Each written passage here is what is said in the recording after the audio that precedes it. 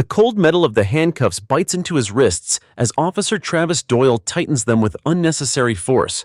The sound echoes in the near-empty hallway of the downtown office building. The fluorescent lights hum above, casting a pale glow over the polished tile floor. "You think mopping floors gives you the right to talk back to me?" Doyle sneers, his voice dripping with contempt. Around them, a few late-night office workers pause, watching from behind cubicle walls and glass doors. Phones appear in hands. Someone's recording. Doyle doesn't care. He's too sure of himself, too convinced that no one will question him for roughing up a black janitor in his precinct. The man in the navy blue coveralls says nothing. He keeps his head slightly bowed, his expression unreadable. But his eyes, calm, unwavering, are locked on Doyle like he's waiting for something. Doyle shoves him toward the exit. "You're under arrest for trespassing and resisting a lawful order." The man's voice is quiet, almost casual. "Trespassing? I work here." Doyle laughs, short and cruel. "Not for long. I've had my eye on you. Thought you could sneak around here after hours, maybe steal something? Not on my watch." They reach the lobby. The security guard, an older man with a puzzled look, steps forward. "Officer, I know this guy. He's been cleaning here for months." "Stay out of it," Doyle snaps. The guard hesitates, then steps back, his eyes darting between them. Doyle pushes through the glass doors, shoving his prisoner toward the waiting squad car. That's when the man finally speaks up again, his voice steady now, with a tone that cuts through the night air. "You might want to check my pocket before you process me." Doyle stops, smirking. "What, you hiding drugs?" The man slowly turns, presenting the inside of his jacket pocket. "Go ahead, reach in." There's something in the man's composure now that makes Doyle hesitate. He finally reaches in and pulls out a black leather wallet, not the cheap kind. Embossed letters on the front read, "Federal Bureau of Investigation." The lobby security guard's eyes widen. The office workers at the glass doors gasp. Doyle stares at the badge inside, the photo ID matching the man's face perfectly. "Special Agent Marcus Hale," the man says evenly. "Undercover." For a second, Doyle's mind blanks. His grip on the cuffs loosens. Hale's voice hardens. "And congratulations, Officer Doyle. You just interfered with an active federal investigation." 3 days earlier. Marcus Hale steps into the janitor's closet, closing the door behind him. The smell of disinfectant and dust fills the air. On the narrow shelf above the mop bucket, a hidden camera feeds live footage to his phone. He checks the screen, grainy images of the building's 17th floor conference room. 2 men sit at the table, one of them flipping through a black duffel bag stuffed with cash. The other is someone Marcus has been tracking for weeks. Victor Lang, suspected of running an illegal weapons pipeline through the city's port. His job is simple: blend in, stay invisible, gather enough to bring the entire network down. The janitor cover gives him access no suit-wearing agent could manage. People don't notice the guy with the mop. They talk freely, leave doors unlocked, drop scraps of conversation without thinking. But lately, someone has been watching him. Not Lang, not his crew. A uniformed cop, Officer Doyle, has shown up at the building 3 nights in a row, asking questions about the janitor who doesn't seem to know his place. Marcus keeps his head down, but his instincts tell him Doyle isn't just being nosy. The man carries himself like he's got something to prove, the kind of cop who turns suspicion into an excuse for harassment. Tonight, Marcus's surveillance yields something bigger than expected. Through the tiny earpiece in his ear, Harper, his handler at the bureau, feeds him updates. 2 more shipments are scheduled for the next week. If we can get proof of the handoff, we can move in. Marcus leans on the mop, pretending to scrub a stubborn stain on the floor. Working on it. Lang's getting comfortable. He thinks the building's security is his shield. "That's because it has been," Harper replies. "Until you got in." Footsteps echo down the hallway. Marcus glances up, heart sinking slightly when he sees Doyle striding toward him. The cop's eyes are locked on him like a predator who's found fresh prey. "What's your name again?" Doyle asks, stopping just short of Marcus's mop bucket. "James," Marcus says, his cover identity. "James what? Does it matter?" Doyle's jaw tightens. "Yeah, it does. You think you're funny? I've been getting complaints. People saying you hang around places you're not supposed to be." Marcus keeps his tone mild. "I'm supposed to be wherever the floors need cleaning." Doyle steps closer, invading his space. "We'll see about that." Marcus knows then that it's only a matter of time before Doyle tries something. The problem is, if Doyle blows his cover too soon, Lang and his people will vanish, and months of work will be wasted. Harper's voice crackles softly in his ear. "You okay?" Marcus's eyes stay on Doyle. "Yeah," he says quietly, "for now." But inside, he's already recalculating his plan. Marcus spends the next 48 hours walking a careful line. He keeps his head down, pushes the mop, empties trash bins, and listens. Every glance, every footstep in the hallway becomes part of his mental map of the building's late-night ecosystem. Victor Lang's crew comes and goes at odd hours, their voices low, their faces tense. Marcus records snippets of their conversations through the microphone embedded in his janitor's ID badge. Harper filters the audio in real time, picking out key words: shipment, dock, payment. Each breadcrumb brings the bureau closer to the takedown, but Doyle's shadow lingers. The officer shows up again the next night, leaning against the reception desk like he owns the place. He watches Marcus with open suspicion, his eyes narrowing each time Marcus wheels his cleaning cart past.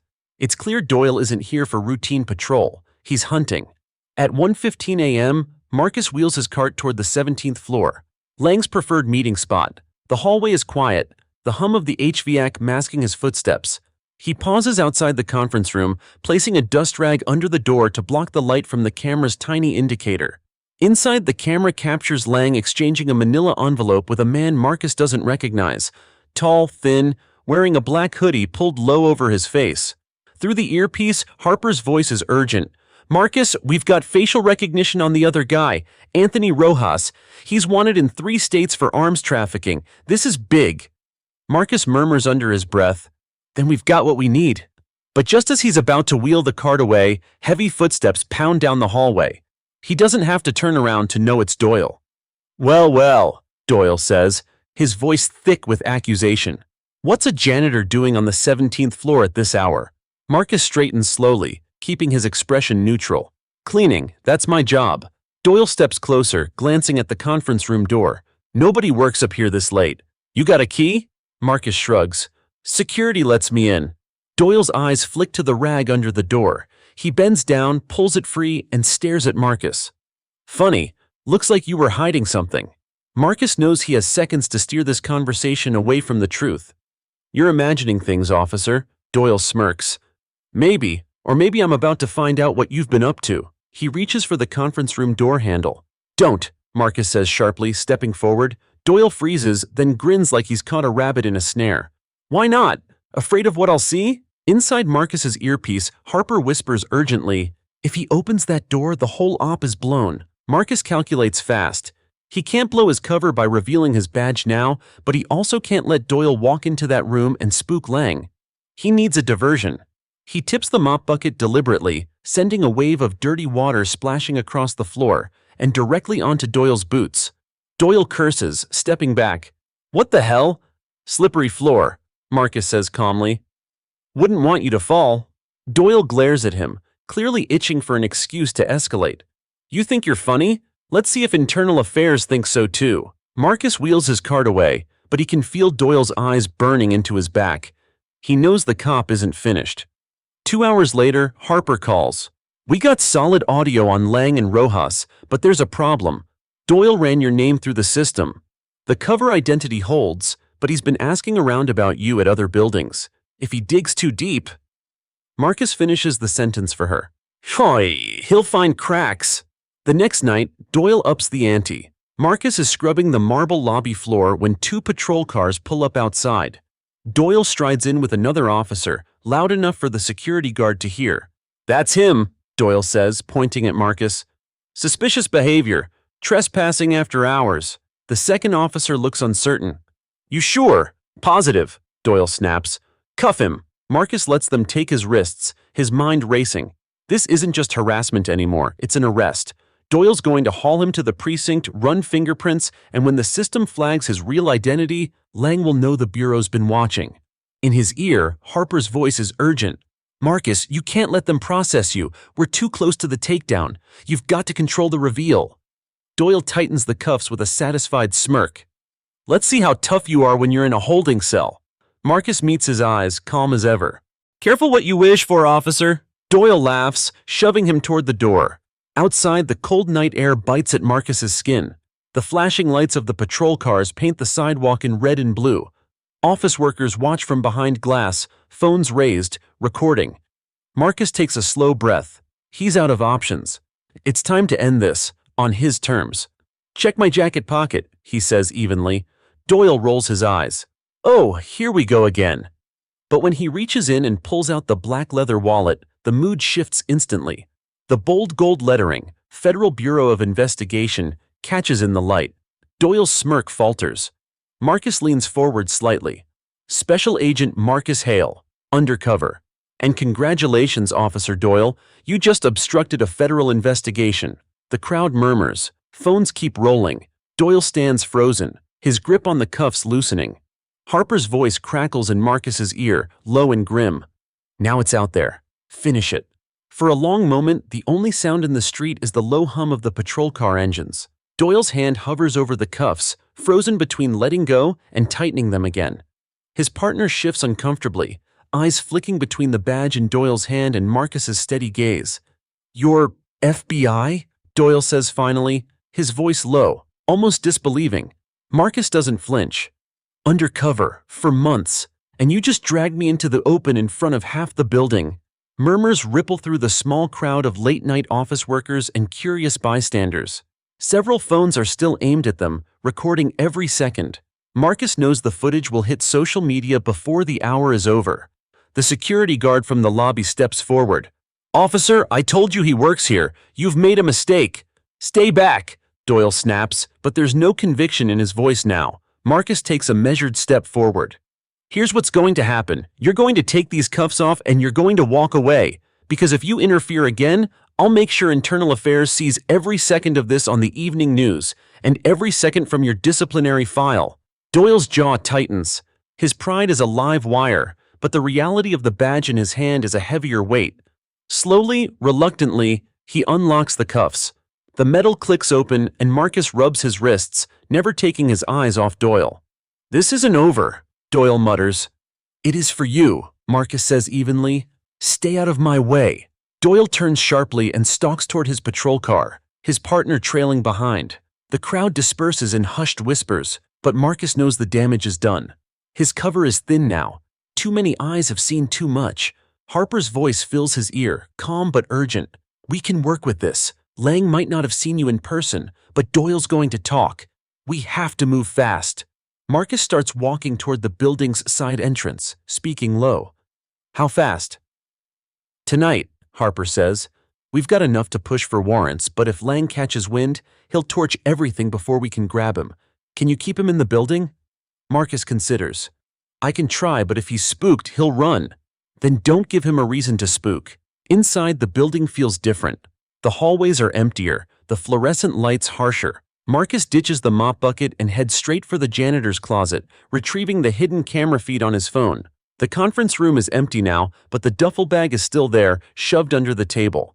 At 2:03 a.m., Lang arrives, flanked by two men Marcus hasn't seen before. They're heavier, bulkier, muscle brought in for insurance. Lang's expression is tight, his eyes darting to the door every few seconds. Marcus speaks quietly into his comm. "He's here," looks nervous. Harper replies, "Stay close, SWAT's staging 2 blocks away." Marcus pulls on a pair of latex gloves and grabs a trash bag, playing the part of the janitor one last time. He wheels his empty cart toward the 17th floor, timing his arrival for when Lang will least expect him. The elevator doors slide open. Lang glances up, irritation flashing across his face. "What are you doing here?" "Cleaning," Marcus says simply, keeping his tone flat. "Not now," Lang snaps. Marcus shrugs, wheels the cart past the open conference room door, and catches a glimpse of the duffel bag. He makes a mental note of its exact position, enough to testify later that he saw it there. One of Lang's new men steps into the hallway, blocking Marcus's path. "You're done for tonight." Marcus raises his hand slightly. "Sure, just leaving." He pushes the cart toward the elevator, heart rate steady but mind working overtime. The bureau needs him close, but any sudden move could tip the balance. Through his earpiece, Harper's voice is sharper now. "Change of plan. SWAT's moving in 5. Keep them from leaving that floor." Marcus stops in the middle of the hallway, turning back toward the conference room. Lang is hunched over the table, counting stacks of cash. His men stand near the door, relaxed but watchful. Marcus takes a slow step forward. "Forgot my keys," he says lightly. The nearest guard frowns. Keys? Marcus gestures toward the janitor's closet down the hall. Can't lock up without them. The man hesitates, then turns to glance at Lang. It's the half-second Marcus needs. He reaches into his pocket, not for his badge this time, but for the small black device Harper gave him weeks ago. He presses the button. Somewhere deep in the building's electrical system, a circuit trips. The lights in the hallway flicker, then go out completely. Shouts erupt from inside the conference room. In the darkness, Marcus steps back against the wall, counting down in his head. 3, 2.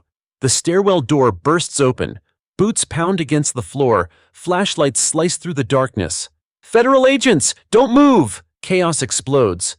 Lang tries to grab the duffel bag, but 2 SWAT officers are already on him, weapons trained. His men raise their hands, eyes wide. Marcus stays against the wall until Harper's voice comes through, calm and certain. We've got them. All of them. And it's clean. The lights snap back on. Lang is on the floor, wrists cuffed behind his back, fury burning in his eyes. He looks up at Marcus. You set me up. Marcus steps forward, pulling out his badge. No, you set yourself up. I just cleaned up the mess. The sound of Lang's shouts fades into the background as the SWAT team moves him and his men toward the elevators. Marcus stays behind in the hallway, watching as evidence techs swarm the conference room.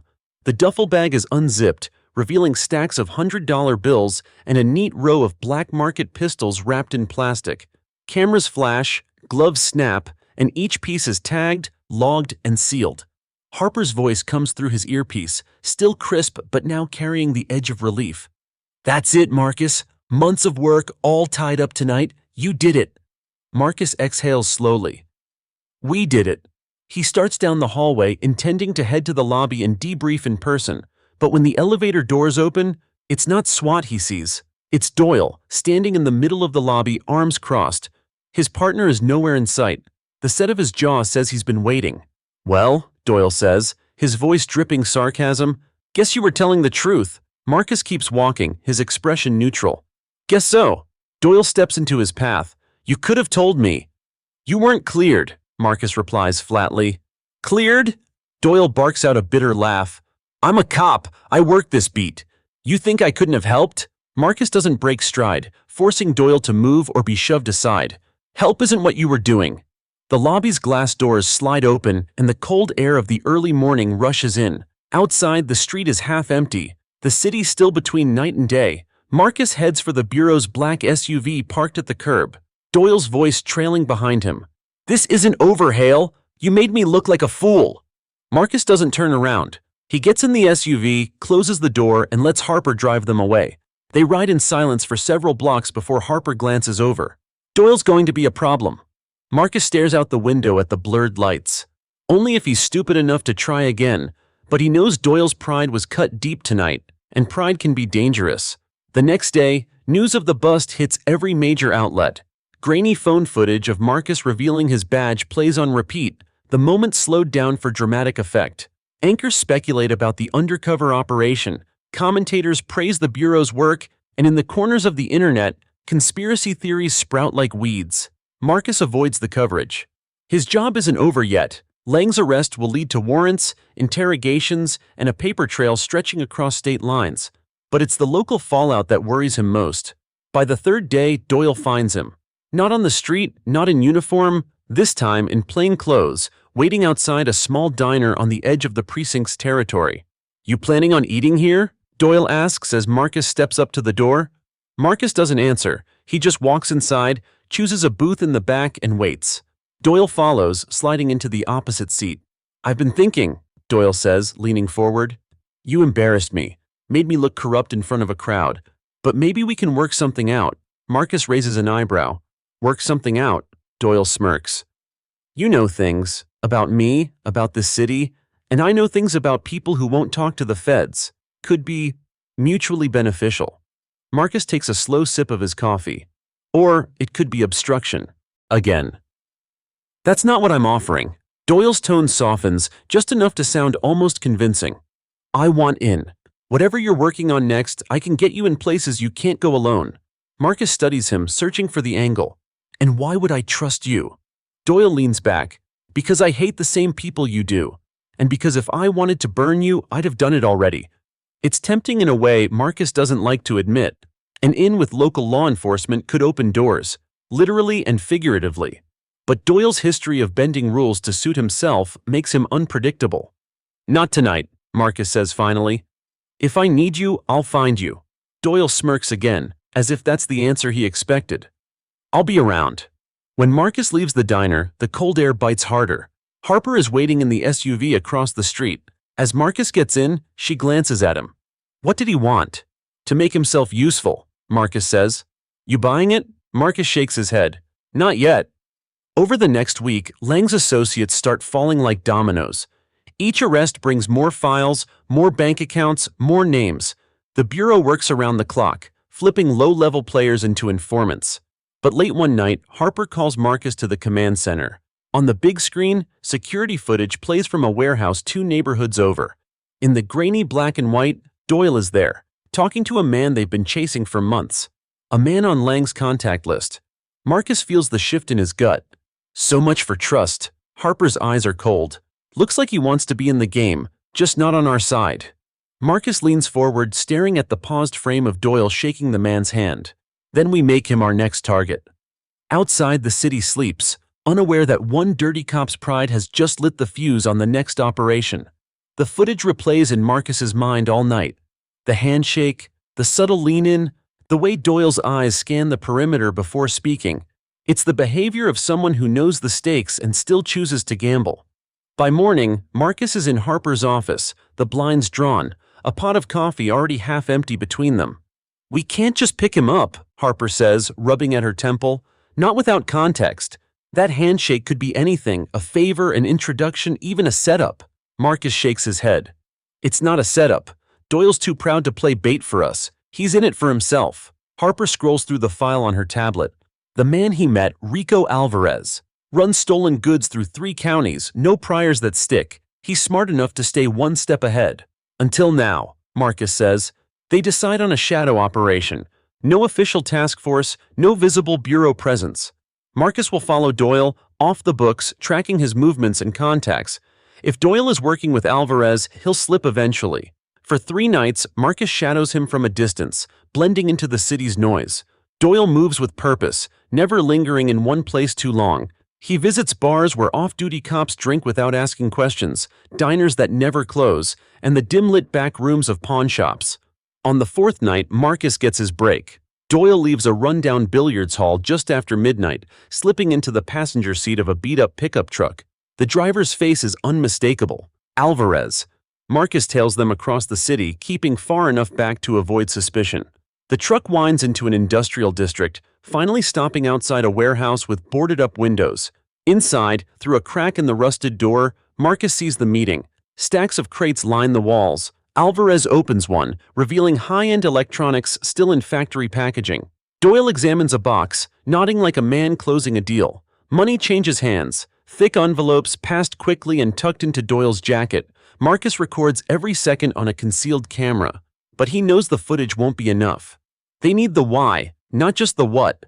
The next day, he digs deeper into Doyle's records.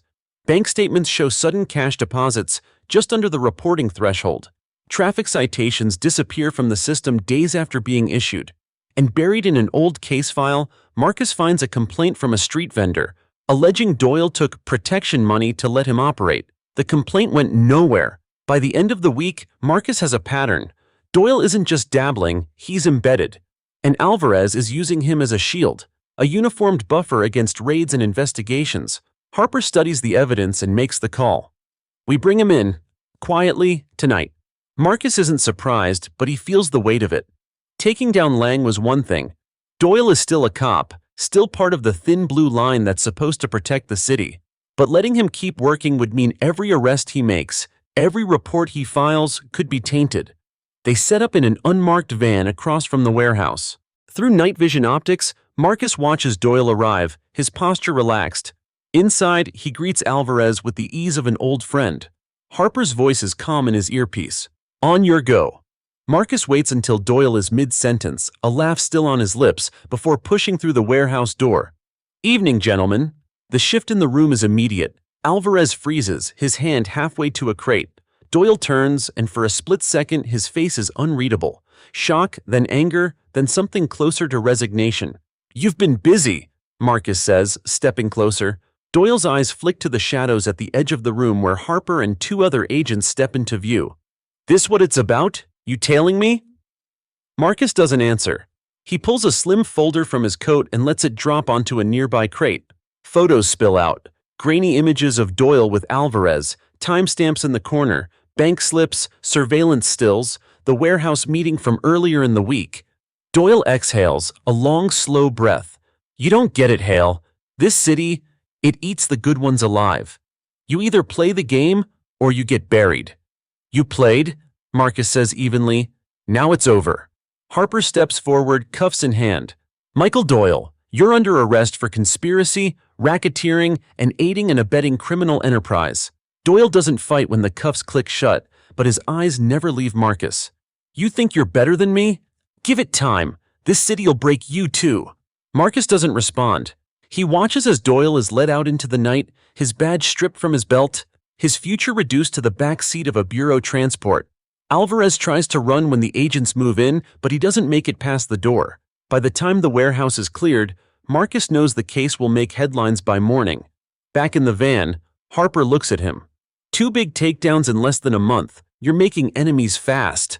Marcus stares out the window as the city slides past, its lights harsh against the dark. "Good. Means I'm hitting the right targets." But deep down, he knows Doyle's parting words weren't just spite. They were a warning. And warnings in this city have a way of coming true. The news breaks before sunrise. By 6 a.m., every major station is running the story. Veteran police officer arrested in FBI sting. Doyle's mugshot is plastered across the screen, his once proud uniform replaced by a county jumpsuit. Reporters camp outside the precinct, shoving microphones at anyone in a badge. Inside the station, the mood is electric and uneasy. Some cops avoid eye contact, shuffling past the cameras with tight jaws. Others mutter under their breath about betrayal, about how one of their own was taken down. A few make louder accusations, calling Marcus a snake, a Fed who doesn't understand the bonds between officers. Marcus walks in through the back entrance, avoiding the main lobby. He's here for one reason: to pull any of Doyle's old case files that might have been compromised. Harper warned him there'd be pushback, but he didn't expect the air to feel this heavy. At the records desk, Sergeant Lena Morales hands him a stack of files without meeting his eyes. "That's all we've got digitized. The rest are in storage." "Thanks," Marcus says quietly. She hesitates before speaking again. "You know, some of the guys think you made him a target, that you were looking for a reason to take him down." Marcus looks at her. "Did you see the footage? The bank slips?" Her gaze shifts. "I saw enough. Just watch your back, Agent." It's not the first time someone's told him that, but coming from Morales, it lands differently. She's one of the straight ones, the kind who doesn't bend rules for convenience. If she's nervous, the storm brewing is real. By afternoon, the city is buzzing. Protesters gather outside City Hall, some demanding a full corruption probe, others accusing the FBI of targeting local law enforcement. Social media is split, hashtags dueling across timelines. Hashtag justice, in blue versus hashtag clean the force. Harper calls Marcus into a briefing at the Bureau's field office. On the screen, maps and timelines connect Doyle's known activities to other officers, some still active. "This isn't over," Harper says. "If Doyle was a link in the chain, we need to know how far it stretches." Agent Kim, one of the data analysts, points to a red pin on the map. "This is Sergeant Ron Kearney. He's been showing up in Alvarez's orbit for months. Shared addresses, overlapping cell pings. Could be nothing. Could be our next Doyle." Marcus studies the map. Kearney works Vice. That puts him in perfect position to shield operations like Alvarez's. Harper nods. "We're assigning you to shadow him. Same rules as before. Quiet, no visible bureau presence. If this is bigger than Doyle, I want the entire tree, not just another branch."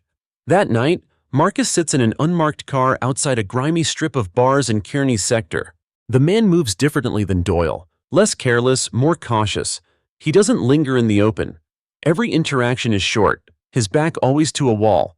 Just after midnight, Kearney slips into the back of a dim billiards hall. Marcus follows at a distance, weaving through the crowd until he spots him at a corner table. Across from him sits a man Marcus doesn't recognize. Tall, well-dressed, with the kind of calm demeanor that says he's used to people doing what he asks. Marcus can't hear the conversation, but the body language is telling. Kearney listens more than he talks, nodding occasionally, glancing toward the door like he's expecting someone else.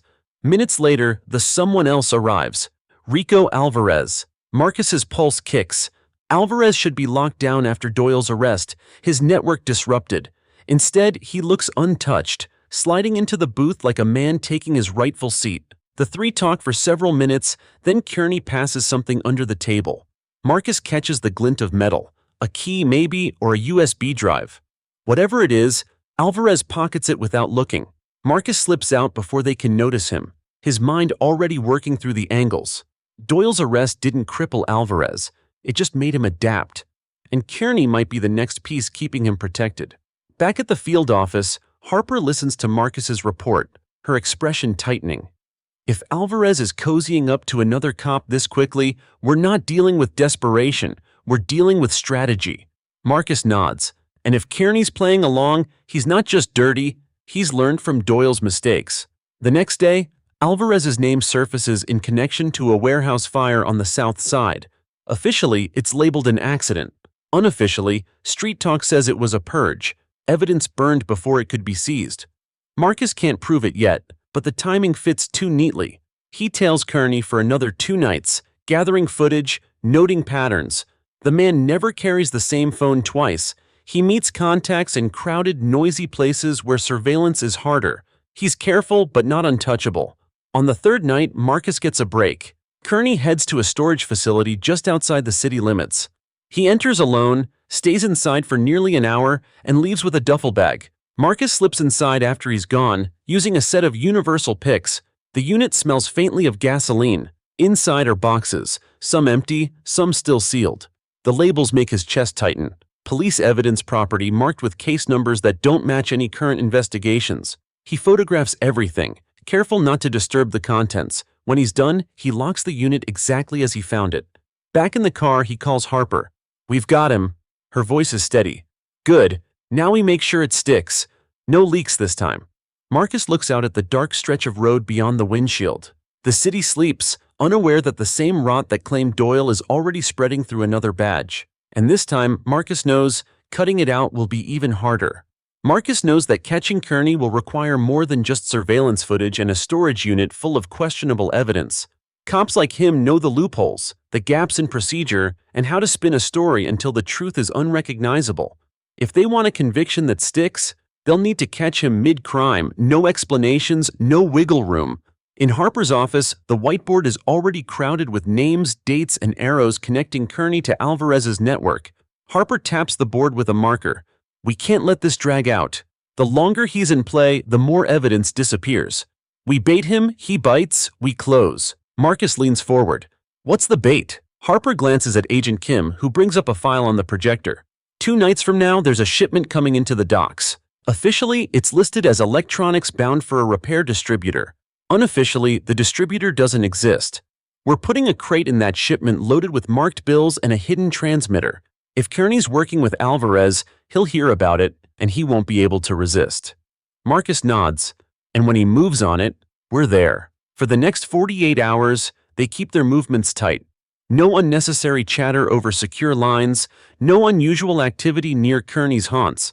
Marcus maintains a low profile, watching from a distance as Kearney keeps to his routine. Bars, brief meetings, a stop at the precinct just long enough to sign paperwork. The night of the shipment, the docks are quiet under a low fog. Cargo containers loom in the mist, their steel sides slick with condensation. Marcus is positioned inside a container 2 rows over from the target, a headset in his ear and a suppressed sidearm on his thigh. Harper is in a surveillance van 3 blocks away, monitoring the transmitter signal. At 1:17 a.m., movement. A black SUV rolls slowly along the service road, headlights off until the last second. It stops near the target container, and 2 men get out. One is Kearney, the other a bulky figure Marcus doesn't recognize. "They're here," Marcus whispers into the mic. Kearney approaches the crate like he already knows what's inside. He signals to the other man, who produces a crowbar. The wood splinters and the lid comes up. Even from his vantage point, Marcus can see Kearney's smile at the stacks of cash. Harper's voice is calm in his ear. Hold until they touch it. The bulky man reaches in first, pulling out a bundle. Kearney follows, sliding his hand into the pile and withdrawing a neat stack of marked bills. That's the signal. Marcus moves. He's out of the container and across the narrow lane before they realize they're not alone. "Federal agent, drop it!" Kearney freezes, the bills still in his hand. The other man drops his bundle and reaches for his waistband, but before he can pull a weapon, Marcus has him on the ground, the cold press of a gun barrel against his neck. From the shadows, 2 more agents emerge, weapons drawn. Harper's voice comes through the headset. "We've got full visual confirmation. Bring them in." Kearney's eyes are wide, darting between Marcus and the other agents. "You set me up," he says, voice low but steady. Marcus holsters his weapon and steps closer. "No, you set yourself up. All we did was make sure you showed us who you really are." The arrest is quick and clean. The marked bills are collected, photographed, and sealed. The hidden transmitter's footage is downloaded, showing Kearney and his partner in high definition as they broke into the crate.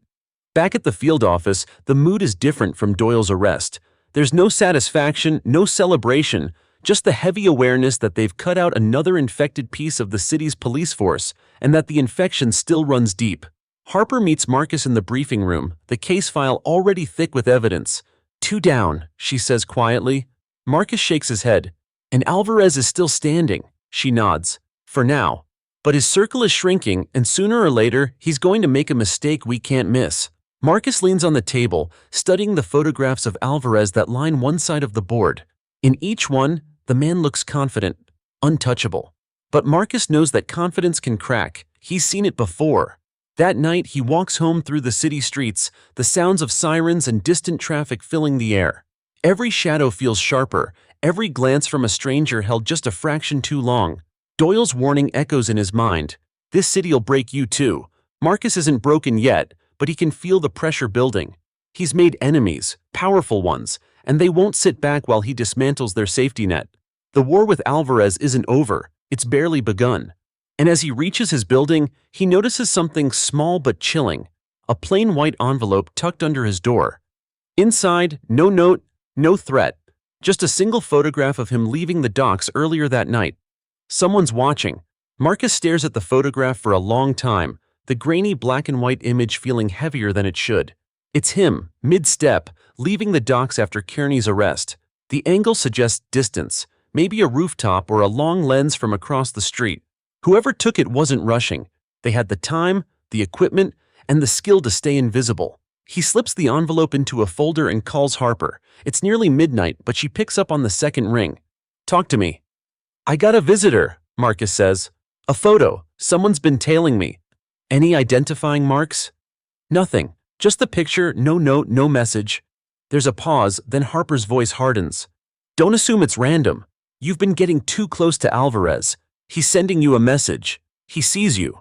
Marcus leans against the wall, scanning the quiet hallway outside his apartment. "Then maybe it's time I let him see me a little more." The next morning, Marcus is at the bureau before most agents have had their first coffee. He hands the envelope to forensics. They dust it, scan it, and come up with exactly what he expected. Nothing usable. Whoever handled it wore gloves and the paper was clean. Later in the operations room, Harper updates the board. Kearney's arrest has rattled Alvarez's network, but not enough to make him retreat. In fact, 2 new names have surfaced, small-time enforcers with connections to the docks. Marcus recognizes one from a case 3 years ago. The guy was a runner then, but the look on his mugshot now says he's moved up in the world. "We can't chase shadows," Harper says. "If Alvarez wants to play intimidation games, fine, we play offense." Marcus proposes a plan. Bait Alvarez into sending someone after him, but in a controlled environment where surveillance is tight and backup is seconds away. It's risky, but catching a direct link to Alvarez could give them leverage they haven't had before. That evening, Marcus walks the streets alone. No bureau tail, no backup in sight, at least to anyone watching. In reality, 2 agents are parked in unmarked cars a block away, and another is monitoring from a rooftop. He makes his way into the kind of neighborhood where Alvarez's people feel comfortable, a stretch of bars, pawn shops, and unlit alleys. He doesn't rush. He wants whoever's watching to believe this is routine, that he's alone and distracted. It doesn't take long. A shadow breaks from a doorway half a block back, following at an easy pace. Marcus catches the reflection in a shop window. Male, average build, ball cap pulled low. Marcus turns down a narrow alley, the kind that dead ends into a chain-link fence. It's the kind of move that says trap to anyone with sense, but not everyone following orders from Alvarez has sense. The man follows. Marcus keeps walking until he's 10 feet from the fence, then turns slowly. "We gonna talk, or you just here to see how close you can get?" The man doesn't answer. Instead, he reaches under his jacket. Marcus moves first. He's on him in 3 steps, pinning the man's arm against the wall. The gun clatters to the ground. In the same motion, Marcus signals with his free hand and the alley fills with movement. 2 agents rushing in, weapons drawn. They cuff the man in seconds. Marcus crouches, picks up the gun, and checks the serial. Filed off. No surprise there. Back at the bureau, interrogation begins. The man's name is Luis Ortega, a known associate of Alvarez, mostly muscle for hire. At first, he plays dumb, claiming he was just in the neighborhood. When Marcus slides the photograph of himself across the table, Ortega's smirk fades. "Who gave it to you?" Marcus asks. Ortega shakes his head. "You think I'm scared of you? You're just another badge. Alvarez." "Alvarez runs this city." Marcus leans forward, voice low. "Alvarez doesn't run me, and right now, you've got 1 shot to make sure you're not holding his bag when this all comes down." Ortega hesitates. It's small, but Marcus sees it. The crack. "He's not gonna stop," Ortega mutters. "You took Doyle, you took Kearney. He's not hiding, man. He's hunting." Harper watches from behind the glass, jotting notes. When Marcus steps out, she meets him at the door. "We press harder." Ortega's scared, but not enough to turn. "We need something bigger, something that makes him believe Alvarez will throw him to the wolves." 2 days later, that opportunity comes from an unexpected place. A rival crew's informant passes word that Alvarez is planning a meet in an abandoned textile mill.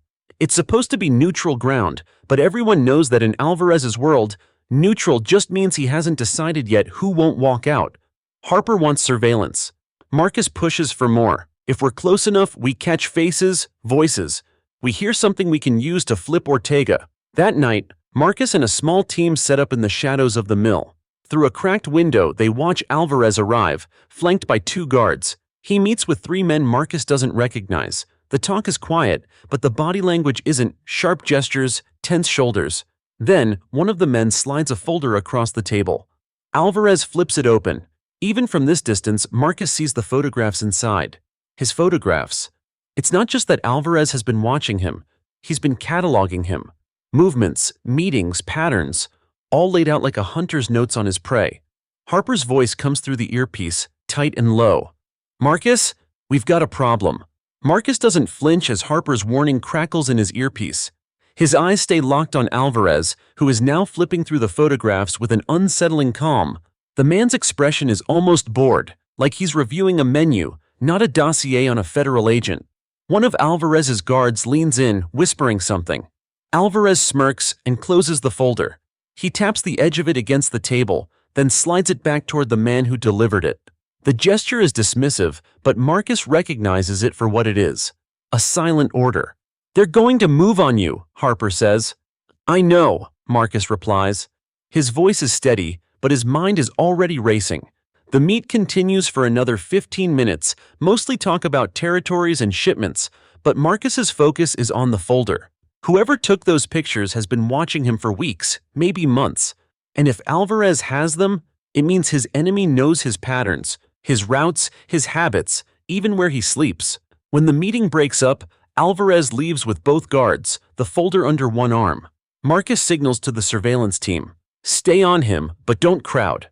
We need to know where that folder goes." They follow at a distance as Alvarez's convoy winds through the city, finally stopping at a high-rise apartment building in one of the more expensive districts. It's a strange choice. Alvarez usually favors low-profile, transient locations. This place is sleek, modern, and heavily secured. Harper's voice comes through the comms. "That building's got underground parking and private elevators. If he takes the folder inside, we lose eyes until he comes back out." Marcus thinks fast. "We can't wait. I'm going in." "Marcus?" Harper's tone is sharp, but he's already moving. He ditches his outer jacket, blending into a group of late-night pedestrians heading toward the lobby. The doorman barely glances at him as he slips inside, using the flow of people to stay unnoticed. In the mirrored elevator, Marcus catches a glimpse of himself. Calm face, steady breathing, but a tension in his eyes that wasn't there a month ago. He rides to the 14th floor, stepping out just as Alvarez's group disappears around a corner. He follows at a distance until Alvarez enters a penthouse suite. The door closes, the lock clicks. Marcus waits, counting seconds. Then he moves to the stairwell, climbs one more floor, and finds a maintenance hatch that gives him access to the penthouse balcony. Inside, voices. Alvarez is talking to someone on the phone, his tone low but edged with satisfaction. Marcus presses closer, careful not to make a sound. "He doesn't even know I've got people in his own building," Alvarez is saying. By the time he figures it out, he won't see it coming. Marcus's stomach tightens. People in his building. That means the watcher who took the photograph wasn't working from a distance. They were inside his home, or close enough to get in without him noticing.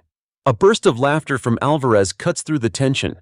"Yeah, I'll send you the file. Keep the originals safe. If he gets too close, we make it public. Let everyone know the FBI's got a problem they can't control." Marcus slips back through the hatch, retracing his steps until he's back on the street. In his earpiece, Harper is demanding a sitrep. "He's got assets in my building," Marcus says. "We're flipping this tonight." By the time he reaches his apartment, Harper and a tactical team are already there. They sweep the place in minutes, finding a single listening device hidden in the vent above his couch. It's small, sophisticated, and transmitting to an encrypted frequency. "Trace it," Marcus orders. The tech works fast, and within minutes they have a location. An apartment 2 floors above his own. Marcus and 2 agents move in. They breach quietly, finding the place dimly lit, the smell of stale coffee in the air. On a table in the center of the living room is a laptop, its webcam pointed at a window overlooking Marcus's unit. The man inside is mid-30s, wiry, and frozen in shock at the sight of armed agents. They cuff him without resistance. Back at the bureau, interrogation reveals his name. Samuel Cross, a freelancer who's worked for multiple criminal outfits. He admits Alvarez hired him to watch Marcus, feed intel, and take the photographs. "Why me?" Marcus asks during the session. Cross shrugs. "You got under his skin. Most feds, he doesn't care. But you embarrassed him. Took his people, made him look weak. That folder, it's insurance. Proof you're not untouchable." Marcus leans back, the pieces falling into place. Alvarez isn't just reacting. He's planning something bigger, something that requires knowing exactly where Marcus will be and when. When Harper hears this, she doesn't hesitate. "We're not waiting for him to make the first move. We take that folder, we break his leverage, and we make sure he knows he's not the only one who can set traps." The plan forms quickly. Use Cross as a false source, feed Alvarez bad intel that lures him into a location wired with surveillance. If they can catch him in possession of the folder, with proof it came from illegal surveillance of a federal agent, they'll have a case that sticks. Marcus looks at the map of the city, tracing potential locations. Somewhere public but controlled. Somewhere he'll feel safe, but we own every inch of it. Harper points to an upscale restaurant that's been under bureau observation for months. Alvarez likes this place. Neutral territory for meetings. We set the table, literally, and wait for him to sit down. Marcus nods, but his mind is already working ahead. He knows Alvarez won't come alone. And when the moment comes, Marcus will have to decide whether to end this clean or send a message of his own. For the first time since the case began, Marcus feels the shift. The hunter is watching him, but now he's watching back. Marcus sits at the long operations table, the map of the restaurant spread out in front of him. Every entrance, every exit, every potential blind spot is marked in red. The Bureau has been watching this place for months, tracking meetings, recording conversations, but tonight it's not just observation. Tonight it's bait. Harper stands beside him, arms crossed. "We set it up exactly like Alvarez expects. Private dining room, no visible security, just a waiter he thinks is on his payroll. But every wall, every table leg, every wine bottle in that room will be wired for audio and video." Marcus nods. "And Cross?" "In holding until we move. We'll bring him in when we're ready to sell the story."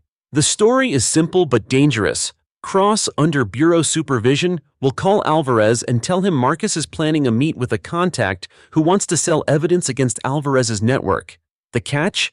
That contact insists on meeting in a neutral place, this restaurant, Alvarez will think he's coming to scoop up valuable intel. In reality, he'll be walking into a fully controlled trap. By late afternoon, the team is in place. Agents are disguised as waiters, diners, even a couple lingering at the bar. Vans loaded with surveillance gear are parked a block away. Inside the private dining room, Marcus adjusts the tiny camera embedded in the centerpiece of the table. At 7:42 p.m., the call comes through. Cross has made contact. "He's in," Harper says over comms. "ETA 20 minutes. Marcus takes his seat, back to the wall, eyes on the entrance. He's dressed down, wearing the same work-worn clothes Alvarez has seen him in before, keeping up the janitor cover. The goal is to look like bait, unguarded, alone, and unaware of what's coming. At exactly 8:03, the door opens. Alvarez walks in like he owns the place, 2 guards flanking him. One sweeps the room with a handheld detector, pausing near the table but moving on when it doesn't ping. The bugs are too small, too well shielded. Alvarez takes the seat across from Marcus, the guards remaining just inside the doorway. He studies Marcus for a moment, then smirks. "You've been busy." Marcus says nothing, letting the silence stretch. It's a trick he's used in countless interrogations. Make the other man fill the space. Alvarez leans forward. "I hear you've got something that belongs to me. Or maybe someone." Marcus tilts his head. "Depends on what you think I've got." Alvarez chuckles. "Don't play dumb. You've been poking where you shouldn't. Doyle, Kearney. Now you've got Ortega talking like he's scared of his own shadow. And then there's you, walking around like you're untouchable." Marcus lets a faint smile touch his lips. "Maybe I am." The smirk fades. Alvarez reaches into his jacket, and for a split second, Marcus tenses. Then the crime boss pulls out the folder. The same one Marcus saw at the mill, thick with photographs and notes.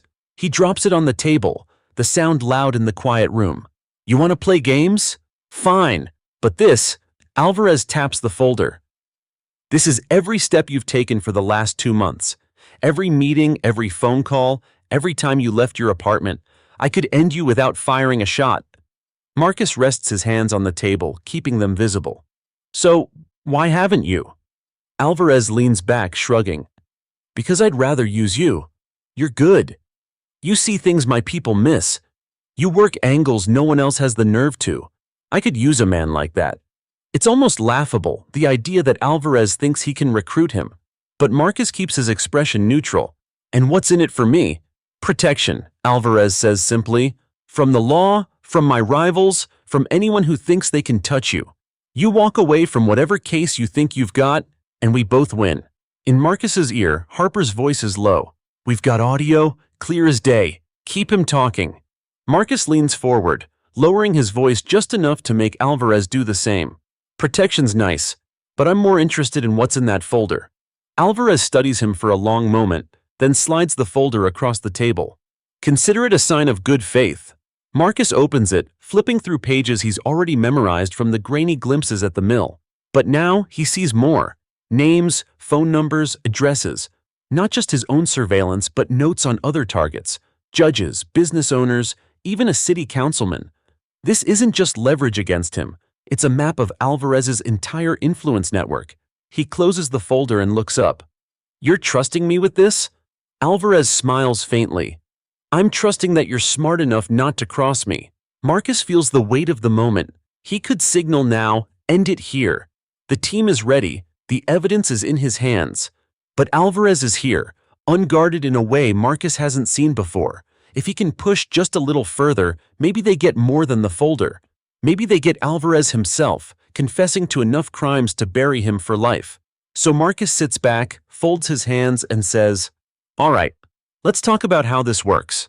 Marcus keeps his gaze steady, letting Alvarez believe he's considering the offer. In reality, every second that ticks by is another second of crystal-clear audio being recorded and transmitted to the surveillance vans outside. He can feel the slight hum of the transmitter against his ribs, a reminder that Harper and the entire tactical team are listening to every word. Alvarez swirls the wine in his glass, watching Marcus over the rim. "You're not an idiot. You know the Bureau doesn't protect its own the way I can protect you. They'll burn you if it keeps them clean." Marcus leans back, projecting the calm of a man who isn't under pressure, even though he can feel the tension in the room coiling tighter. "You think I need protection from the Bureau? I think you need protection from everyone." Alvarez replies, setting the glass down with deliberate care. This city is a machine, and you're just another cog. Work for me, you become the one turning the gears. Marcus lets the words hang, then reaches out and taps the folder lightly. And all this? This is just your way of showing me I'm already trapped?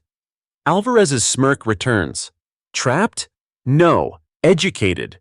I'm showing you how the world really works. Men like you, smart, resourceful, you can either spend your life cleaning up someone else's mess, or you can start making the mess and cashing in. In his earpiece, Harper's voice is controlled but urgent. We have more than enough for conspiracy and racketeering. Signal now, and we take him alive. Marcus doesn't move. Not yet, he murmurs under his breath, barely audible. Alvarez tilts his head. What's that? Marcus gives him a faint smile. Just thinking out loud. The guards at the door shift, one checking his watch. Marcus notes the movement. It means Alvarez is keeping to a tight schedule. If they wait too long, he might walk out, and this opportunity will be gone. Marcus leans forward. You've got influence, connections, but you're still here in this restaurant talking to me. That means you need something. Alvarez's eyes narrow slightly. Maybe I just enjoy good company. Or maybe, Marcus says slowly, you've got a problem only someone like me can fix. It's a gamble, but it works. Alvarez's expression tightens just for a second. Marcus files it away. If I'm going to work for you, I need to know exactly what I'm walking into. Alvarez hesitates, then leans in. There's a shipment, high value, and someone's making a play for it. I've got a leak, someone feeding my competition information. You help me find them, you're in. Harper's voice spikes in his ear. He just admitted to trafficking, that's enough. Marcus? But Marcus cuts her off quietly. If I take him now, we just have one case. If I let this play, we get the entire pipeline. Harper mutters something sharp, but she doesn't override him. Marcus looks at Alvarez and nods slowly. All right, I'll help you, but I want the originals. Alvarez gestures to one of his guards, who leaves the room. You'll have them by morning. In the meantime, finish your dinner. We've got work to discuss. Marcus forces himself to take a bite, playing the role, while his mind races. If Alvarez delivers the originals, they'll have an unbroken chain of evidence tying him to illegal surveillance, witness intimidation, and now confirmed trafficking operations. 10 minutes later, the guard returns, not with the folder, but with a sleek black envelope. He sets it on the table in front of Alvarez, who slides it across to Marcus. A gesture of trust. Consider it your first payment. Marcus opens it, finding a stack of crisp hundreds inside. He doesn't react, just tucks the envelope into his jacket. In his ear, Harper's tone is clipped. We're pulling you out now. If he walks, fine. We'll set up the next meet. But you've been in there too long. Marcus pushes his chair back, standing slowly. I'll be in touch, he says to Alvarez. Alvarez smiles. I know you will. The guards part to let him pass. As he walks toward the front of the restaurant, Marcus keeps his posture relaxed, but every sense is on high alert. He knows there's a chance Alvarez will have him followed, so he doesn't go straight to the bureau's van.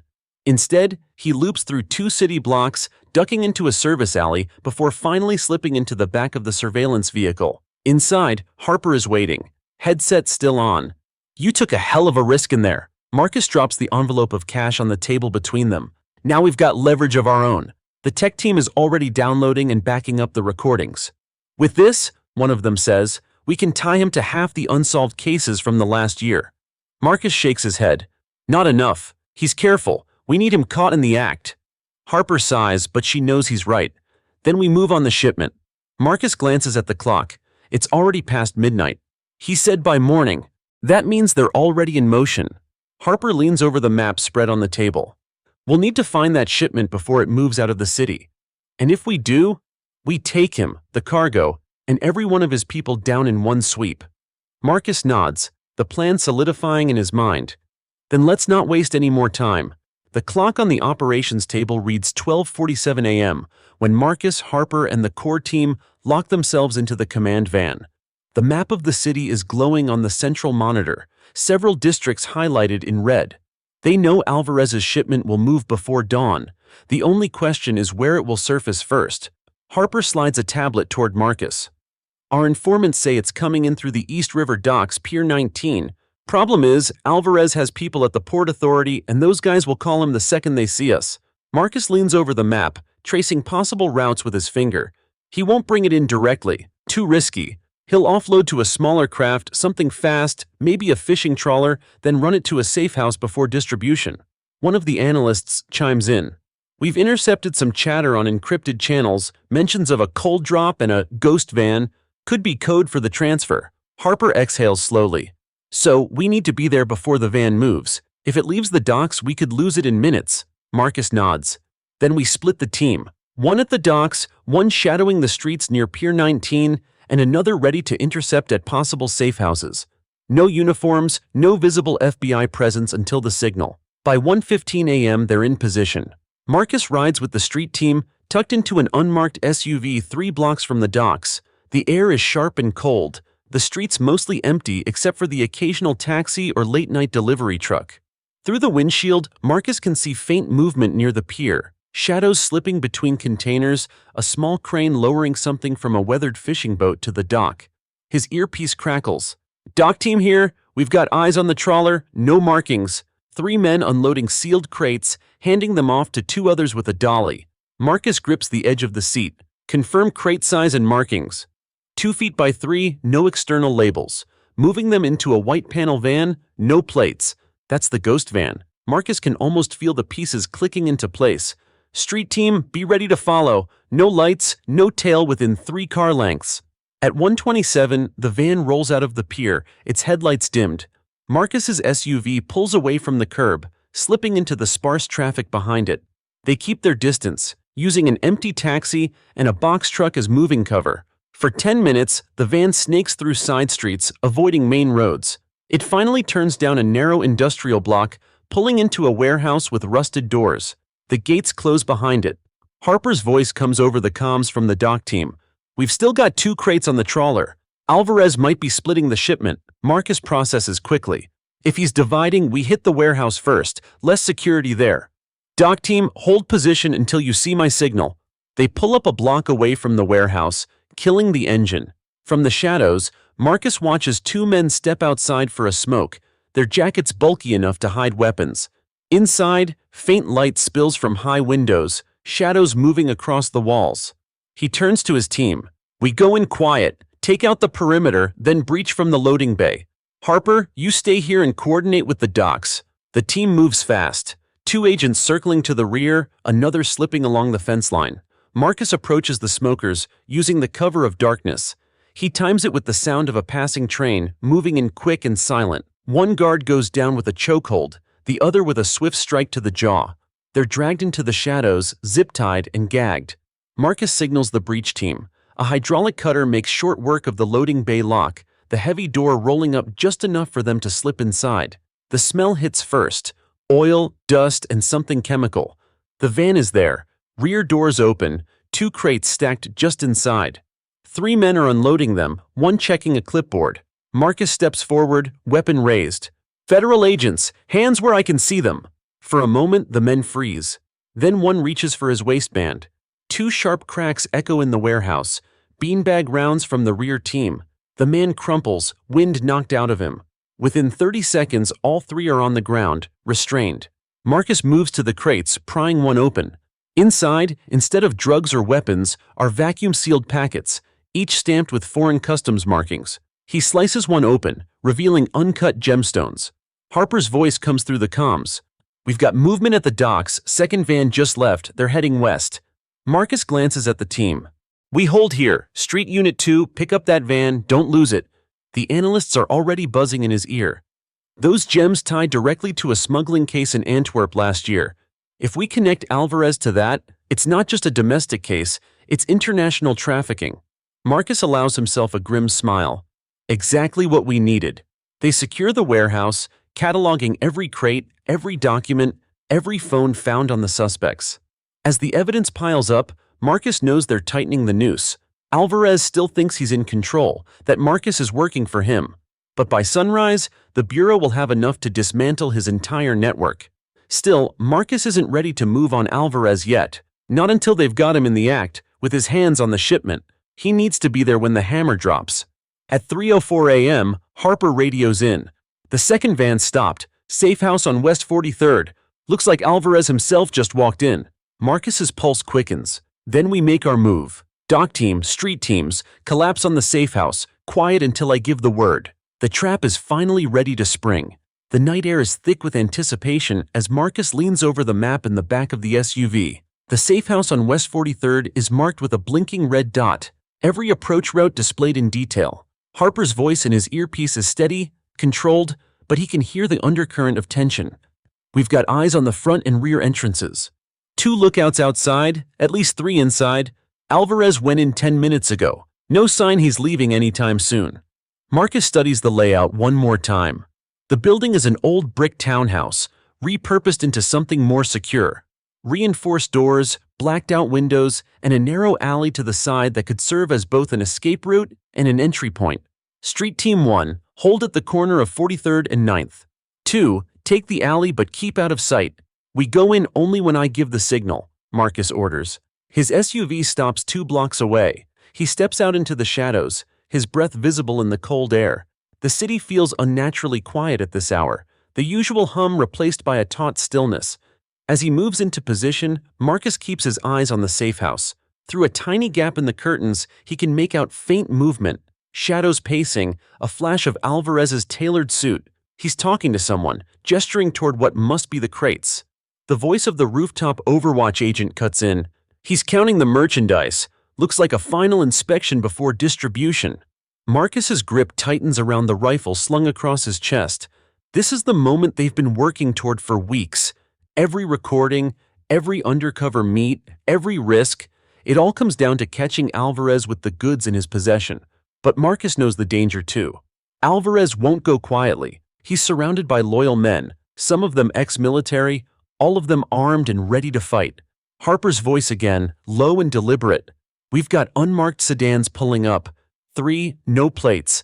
More of his crew? Marcus glances toward the corner. Sure enough, men in dark coats are stepping out, each carrying a duffel bag. From the way they move, they're not here for a casual visit. Stand by, Marcus murmurs. This could be the handoff. One of the duffels is unzipped briefly, just enough to reveal stacks of cash.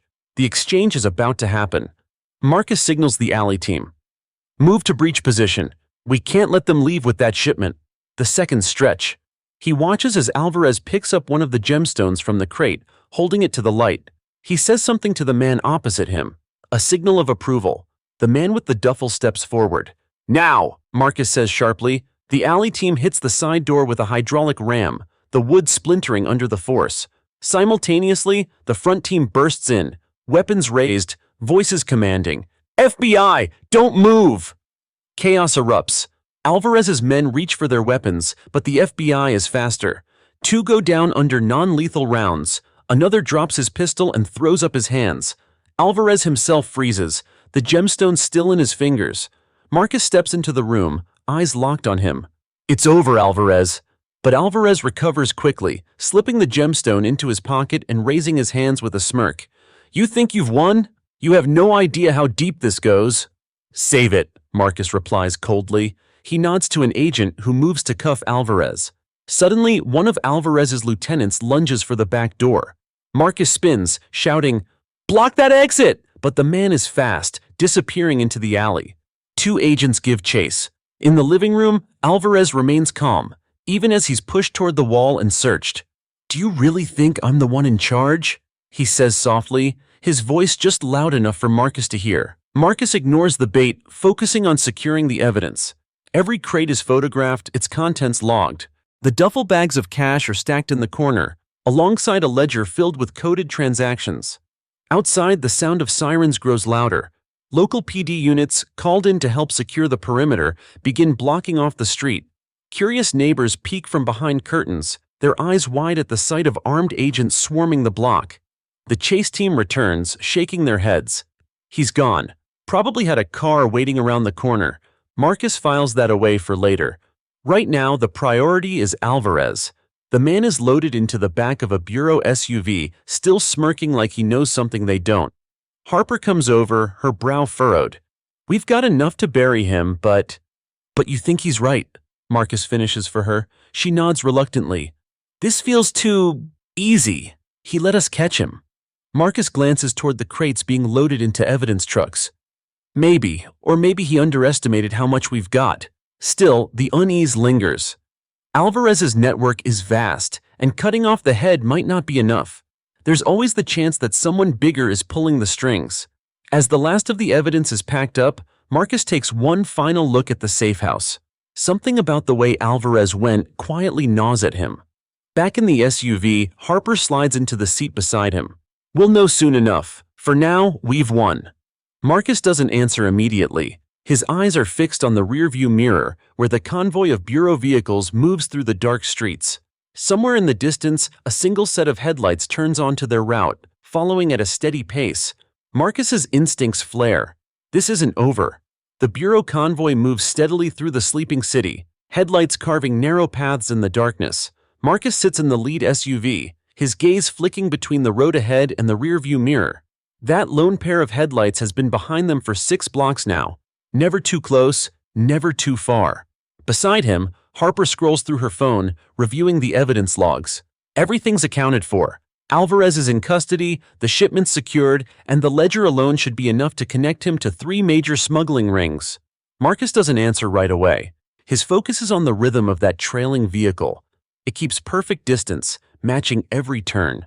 "We're being followed," he says quietly. Harper glances into her own side mirror. Unmarked sedan, tinted windows. "You want to lose it?" "Not yet," Marcus replies. "Let's see how committed they are." He keys his mic. "Unit 2, do you have eyes on the tail?" The second SUV responds. "Affirmative, they've been with us since we left West 43rd. No plates on the front." Marcus considers the possibilities. It could be one of Alvarez's people, trying to figure out where he's being taken. Or it could be something worse, another player in the game, one who just lost a lot of money tonight. At the next intersection, Marcus directs the driver to take an unscheduled turn onto a narrow, dimly lit street. The tail follows without hesitation. "That's our confirmation," Marcus says grimly. "They're locked on us." Harper's already pulling up a map. Dead end ahead in 2 blocks, but there's an alley halfway down that loops to the next street. If we take it, we can set up an intercept. Marcus nods. "Do it. Unit 2, break off at the alley entrance and block the exit once we're through." The maneuver is executed smoothly. The lead SUV turns into the alley, the second vehicle hanging back until the tail commits to following. As soon as the unmarked sedan enters, Unit 2 swings in behind it, boxing it in. Marcus and Harper are out of the SUV in seconds, weapons drawn. "FBI, hands where I can see them." For a moment, there's no movement inside the sedan. Then the driver's door opens slowly, and a man steps out, hands raised. He's tall, lean, wearing a dark coat and leather gloves. His face is partially obscured by a baseball cap pulled low. "Easy," he says in a calm, almost casual tone. "I'm not here to cause trouble." Marcus keeps his aim steady. "Then why follow a federal convoy in the middle of the night?" The man smirks faintly. "Because you've got something that belongs to someone very important, and that someone wants to talk." Harper steps closer. "Name?" "Not mine to give," the man replies. "But if you're smart, you'll tell your people to be careful. Alvarez was just a middleman. The real buyer isn't happy about losing that shipment." Marcus exchanges a quick glance with Harper.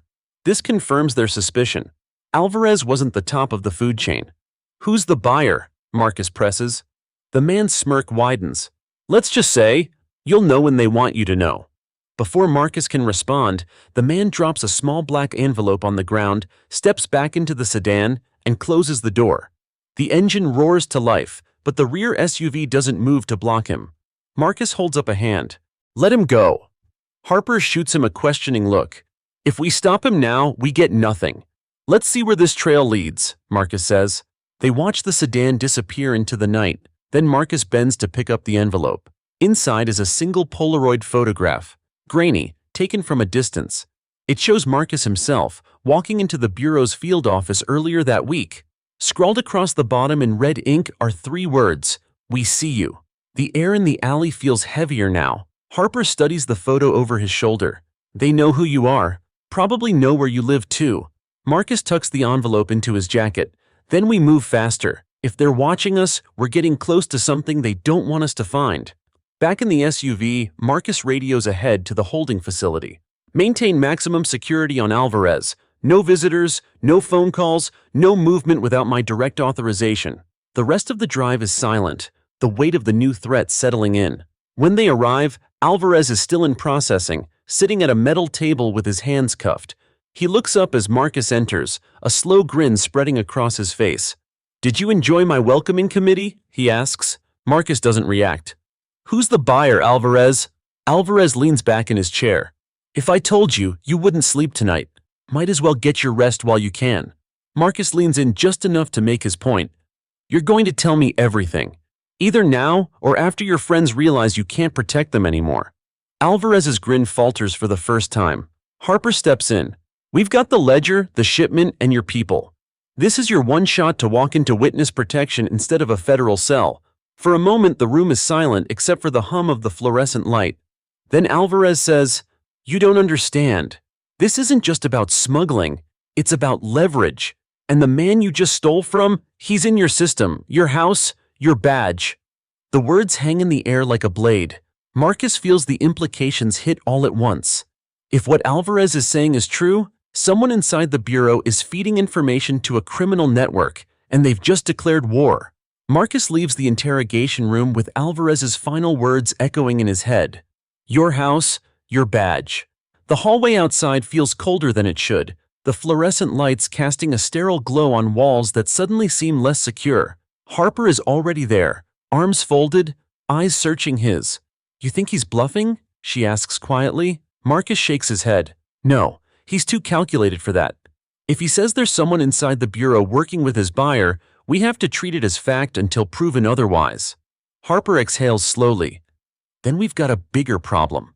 We can't just start questioning everyone in the office without tipping off the mole. And if they realize we're looking, they'll burn every lead we've got." Marcus considers this. "Then we don't look.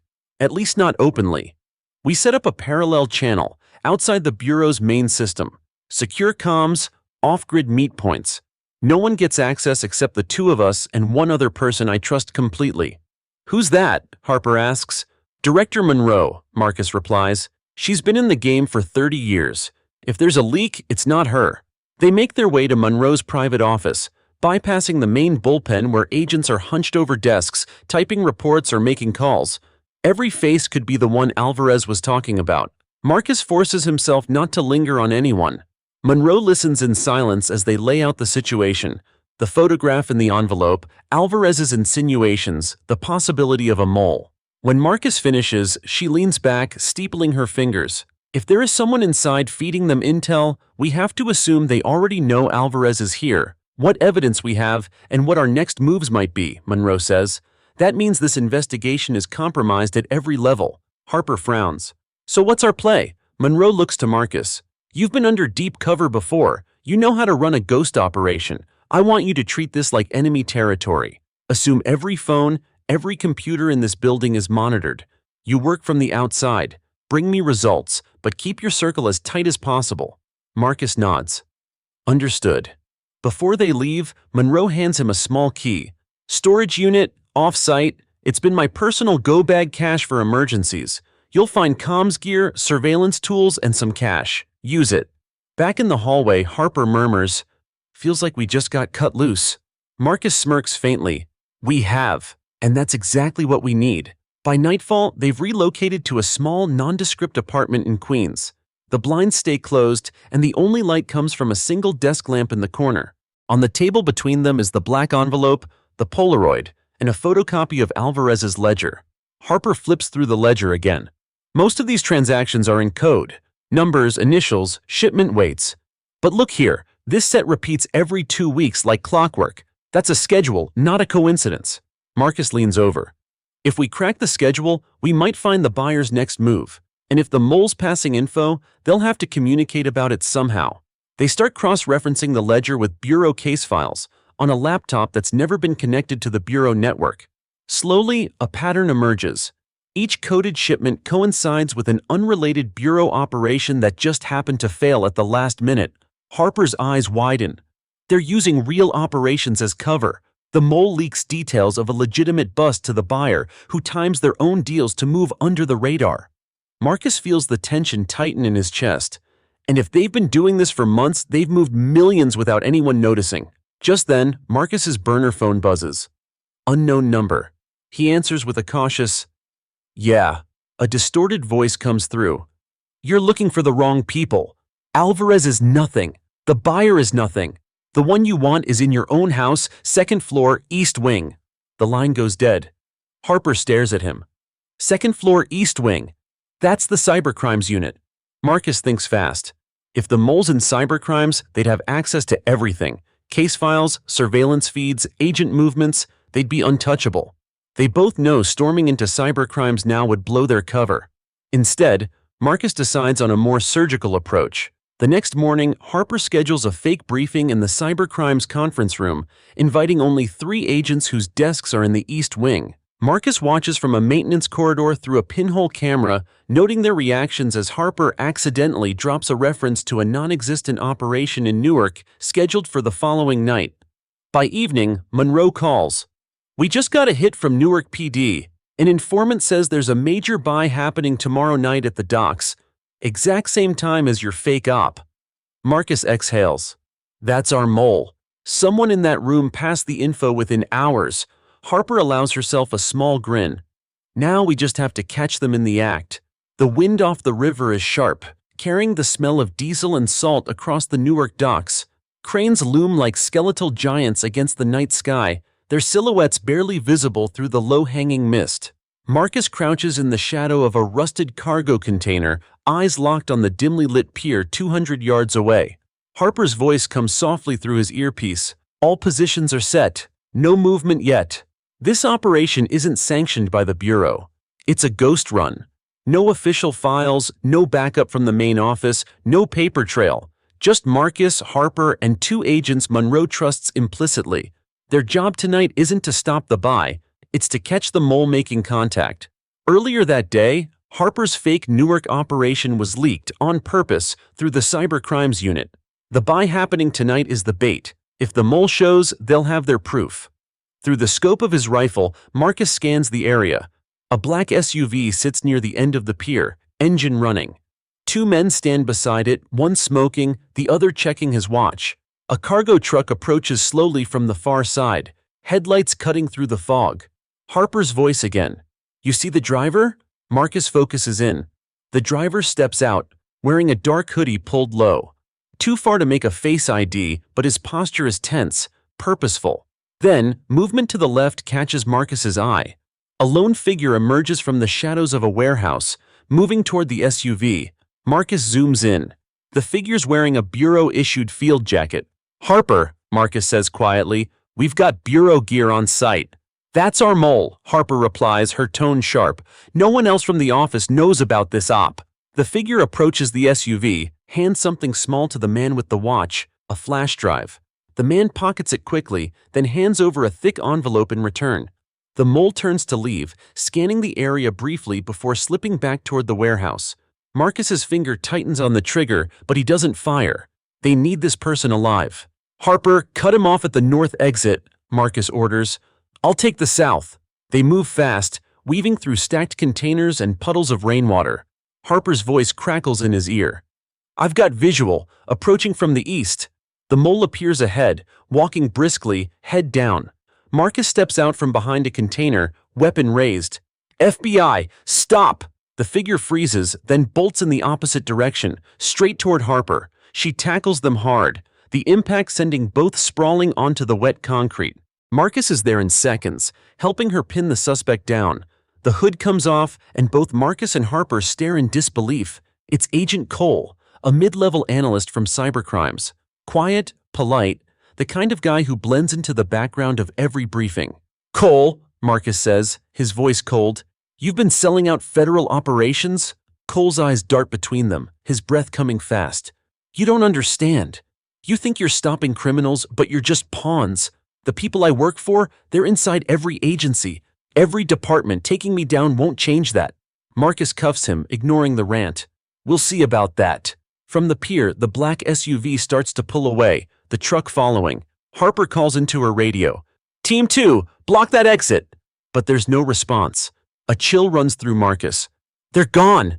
By the time they secure Cole in the back of their van and return to the pier, both vehicles have vanished into the fog. All that's left is the faint smell of exhaust and the echo of tires on wet asphalt. Back at their off-site safe house, Monroe joins them, eyes narrowing as she sees Cole. "I'll handle the internal fallout," she says, her tone grim. "But this is just the beginning." Whoever Cole was working for knew exactly how to use him, and they're not going to stop because we caught one mole. Marcus drops the flash drive onto the table. "Then we hit them where it hurts. This drive has the last drop location and comms log. If we move fast, we can still intercept." Harper looks at him. "But if they know Cole's burned, they'll change everything." Marcus shakes his head. "Not if they think the op went off clean. Cole stays off the record for now. We keep him in a hole, no contact, no arrest report. As far as his handlers know, he's still in play." Monroe studies Marcus for a long moment, then nods. "You're playing a dangerous game, but it might be the only way to get them all." As the night wears on, Marcus sits alone at the desk, the city lights flickering through the blinds. Cole's words replay in his head. They're inside every agency. He knows now that this isn't just about one smuggling ring or one corrupt buyer. It's about a network buried so deep it could reach anywhere. And if they want to survive this fight, they'll have to go deeper than ever before, into the same shadows their enemies call home. The safe house is silent except for the steady hum of the old refrigerator in the corner. Cole sits at the small metal table, hands cuffed in front of him, his eyes fixed on the floor. Marcus watches him from the doorway, studying every twitch of his jaw, every subtle movement. He's seen men break before, but Cole isn't cracking. Not yet. Harper steps inside with 2 steaming mugs of coffee. She sets one down in front of Cole. "Drink. You're going to need it." Cole looks up slowly. "This is the part where you try to turn me, right? Offer me a deal?" Marcus walks in, leaning against the wall. "You don't get it, Cole. We're not offering you a deal. You're already part of one." Cole's brow furrows. "What does that mean?" "It means," Marcus says, "as far as your friends know, you made the drop at the docks and walked away clean. No one saw you. No arrest, no trail.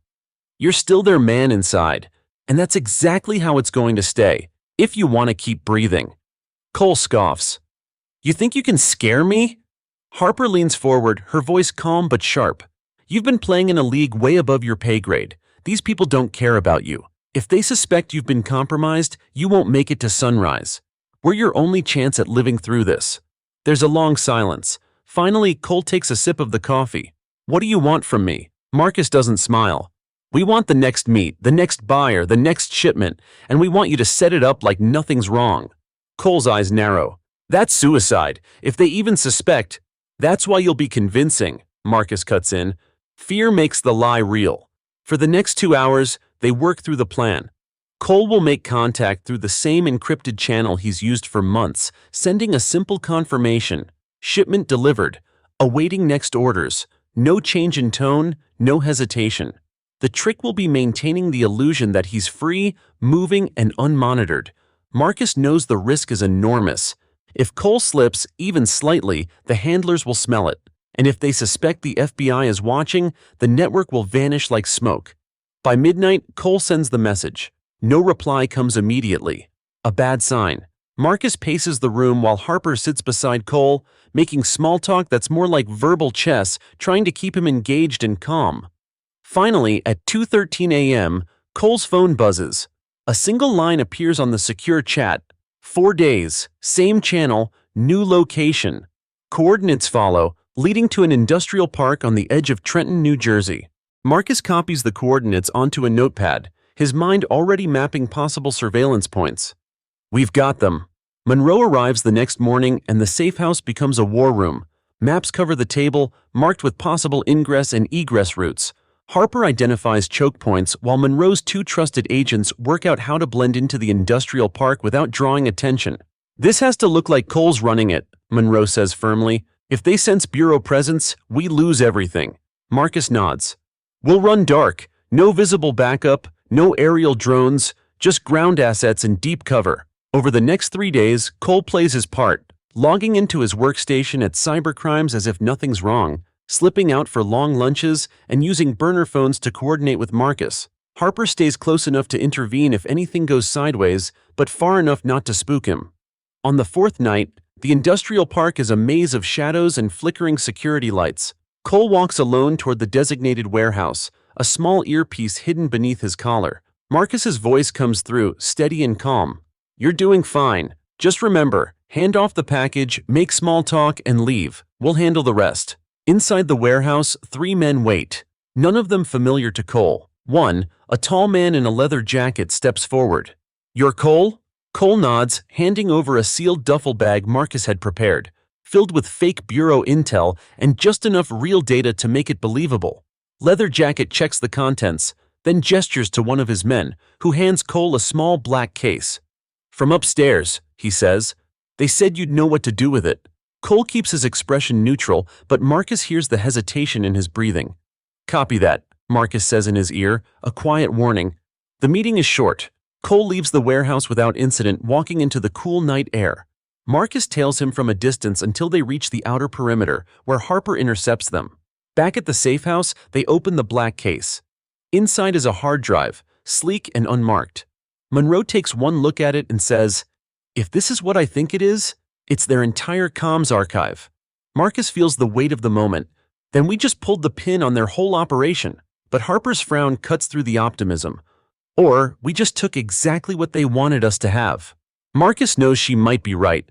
The network they're chasing is too smart to hand over their crown jewels without a reason. And if this is a setup, the real game hasn't even started yet. The hard drive sits in the center of the table like a live grenade. No markings, no manufacturer logo, just a matte black casing that reflects almost nothing. Marcus stares at it, his gut twisting. Every instinct tells him this could be the break they've been chasing, or the trap that ends the whole operation. Monroe pulls on a pair of latex gloves and lifts the drive carefully. "We're not plugging this into anything in the field," she says flatly. "If it's got a hardware trigger or malware payload, we'll know the second it's isolated in the lab." Harper crosses her arms. "And what if it's time-sensitive? What if the intel inside is meant to be acted on immediately?" "That's exactly how they'll bait you," Monroe replies. "Urgency is the oldest trick in the book." They relocate to a secured bureau lab an hour later. The room is windowless, lined with Faraday shielding to block any external signal. A single forensic workstation waits at the center, air-gapped from any network. The tech on duty, Agent Kim, takes the drive from Monroe. "You want the full dump?" "Everything," Marcus says. "Sector-by-sector image, metadata extraction, hidden partitions. If it's so much as hums, I want to know about it." The process begins, progress bars crawling slowly across the monitor. Marcus paces the room while Harper leans over Kim's shoulder, scanning the data as it appears. After 20 minutes, Kim frowns. "This thing's loaded. File structure looks like internal comms, messages, drop schedules, payment logs. Whoever compiled this knew what they were doing. It's organized, indexed, almost too clean." Marcus stops pacing. "Too clean?" Kim nods. "Real-world criminal networks are messy. Mismatched formats, inconsistent timestamps. This is like a curated archive. And there's no deleted sectors, no noise at all. It's like they built this just to hand it to you." Harper mutters, "A gift-wrapped lie." Still, they dig deeper. The logs point to dozens of shipments over the past year, moving through ports up and down the East Coast, Newark, Baltimore, Charleston. Each entry lists a handler, a date, and a coded manifest. Then Kim freezes. We've got a problem." On the screen is a file marked simply watcher/init.exe. It's a small executable, buried deep in a system folder. Kim runs it through a sandbox. The result is immediate. The program tries to beacon out to a server in Moldova using a rotating IP chain. "It's a tracker," Kim says. "As soon as this drive is connected to any network, it phones home. Someone out there will know exactly where it is, and that we have it." Marcus exhales slowly. "So they'll know Cole handed it over." Harper's jaw tightens. "Which means Cole's life expectancy just dropped to minutes, not days." Monroe makes the call instantly. "We ghost him now." Back at the safe house, Cole is mid-conversation with one of Monroe's agents when Marcus bursts in. "Pack your things, we're moving." Cole looks confused. "What happened?" "Your friends gave us a present," Marcus says, "and it's got a tracking collar on it." They relocate to a secondary safe house in rural Pennsylvania, miles from the nearest highway. The old farmhouse creaks with every gust of wind, but it's defensible and off-grid. That night, Marcus sits with Harper in the dimly lit kitchen, the hard drive on the table between them. "They wanted us to have this," he says quietly. Which means the real question is, why? Harper sips her coffee, eyes never leaving the drive. Could be misdirection. Get us chasing fake leads while they move the real product somewhere else. Or, Marcus says, it's bait for something bigger. We connect this drive, they track the signal, pinpoint our location, and send in a cleanup crew. Monroe joins them, a folder in her hand. There's a third possibility. They know we're using Cole, and this is their way of testing his loyalty. They see if he delivers the drive, then watch to see if he comes back with the feds on his tail. Marcus thinks about that for a long moment. Then we flip it, make them think Cole passed with flying colors. We feed them just enough from this drive to keep them believing, but only things we can control. Over the next 2 days, Cole is coached on his next communication. He'll report that the hard drive was delivered to an off-site buyer, that payment was received, and that the next shipment should proceed as planned. The message is simple, casual, nothing that hints at FBI involvement. When the reply comes, it's only 3 words: stay in position. It's not much, but it's enough. They haven't burned him yet. That night, Marcus stands alone on the porch of the farmhouse, the cold wind cutting through his jacket. Out here, the stars are sharp against the black sky, and the silence feels heavier than in the city. Somewhere out there, the network is watching, waiting, playing a game they've been winning for years. Marcus knows they're getting closer, but he also knows that the closer they get, the more dangerous it will be, not just for Cole, but for all of them. And if the drive is truly a Trojan horse, the real attack hasn't even started yet. The farmhouse has a strange quiet to it. During the day, wind whistles through the loose boards, and at night, the sound of insects fills the air like static. Cole paces the narrow hallway upstairs, restless. The stay-in-position message has been running circles in his head for days. It feels less like approval and more like a warning. Downstairs, Marcus and Harper are bent over a table covered with maps, photographs, and intercepted communications. Monroe stands near the window, speaking in low tones into a secure phone. The mood is tense but focused. They have something resembling an opportunity. The data from the Trojan drive, after being scrubbed of anything dangerous, has yielded one consistent thread: repeated references to a shipment moving through a small, privately owned dock in Wilmington. The log suggests the operation will happen in 3 nights. Harper points at the satellite image of the dock. It's lightly guarded, minimal traffic, perfect for moving contraband without drawing attention.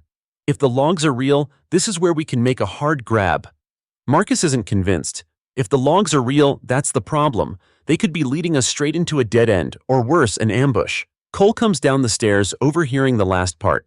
You think they'd set up an entire shipment just to bait you? Marcus looks at him. They've done worse for less. Monroe ends her call and steps over. Here's where we stand. We treat it as real, but we plan for it to be a trap. 2 teams, one to intercept the shipment, the other in overwatch to extract if it goes bad. Cole, you'll be at the dock, visible, making them believe you're facilitating the transfer as usual. Cole stiffens. So, I'm the lure. That's your cover, Marcus says. If they believe you're still in their pocket, they won't be looking for us. The next 2 days are consumed by preparation. The Overwatch team selects high ground near the dock, an abandoned grain silo with a clear line of sight to the entire area. The intercept team works out silent takedown routes, avoiding cameras and motion sensors. Every angle is considered, every escape route mapped. Cole is fitted with a concealed mic and a subdermal tracker, so the teams can monitor him at all times. Harper spends hours running him through scenarios: what to say if questioned, how to subtly signal distress, how to stall if something feels off. By the 3rd night, the plan is set. The dockyard smells of salt and oil, the air damp and heavy. Sodium lights cast pale yellow pools across the cracked pavement. Cole walks slowly toward the main warehouse, a small duffel bag slung over his shoulder. His earpiece is silent. Marcus has ordered radio discipline until necessary. 2 men are waiting by the loading bay, both unfamiliar.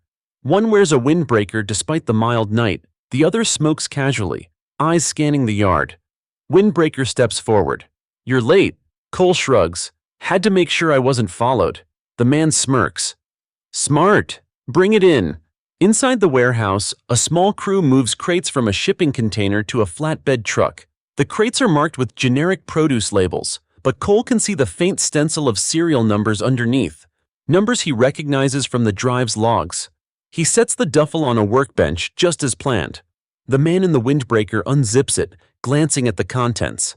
A stack of falsified manifests and customs forms prepared by the Bureau. Outside, Marcus watches through a spotting scope from the silo. "Package delivered," he whispers to Harper, who relays the signal to Monroe's intercept team. They move into position, silent shadows weaving between stacks of shipping pallets. Then something changes. A black SUV pulls into the dockyard, headlights cutting across the warehouse wall. Marcus's gut clenches. This wasn't in the pattern they'd studied. From his vantage point, he watches 3 men step out of the SUV. One is tall, broad-shouldered, wearing a suit despite the grime of the dock. Marcus recognizes him instantly from bureau files. Viktor Lenkov, a mid-level enforcer with ties to Eastern European syndicates. "Harper," Marcus says quietly, "we've got Lenkov on site. This isn't just a shipment, this is a meet." Inside the warehouse, Lenkov approaches Cole directly. "You must be the janitor," he says with a mocking grin. "I've heard interesting things about you." Cole forces a casual smirk. "Don't believe everything you hear." Lenkov studies him for a long moment before nodding toward the duffel. "Let's see the rest." Cole hesitates, just enough for Marcus to notice through the scope. Harper's voice comes through the earpiece, soft but urgent. "Easy, play along." Cole unzips the side pocket, revealing a second stack of documents. These ones genuine enough to pass surface inspection. Lenkov flips through them, expression unreadable. Then he looks up and says, "Take a walk with me." Marcus curses under his breath. Cole wasn't supposed to leave the main floor. The intercept plan depends on predictable movement. If Lenkov takes him somewhere else, the extraction gets messy. Cole follows Lenkov out a side door into the night air. They walk along the edge of the dock, away from the others. Lenkov lights a cigarette, offering one to Cole, who declines.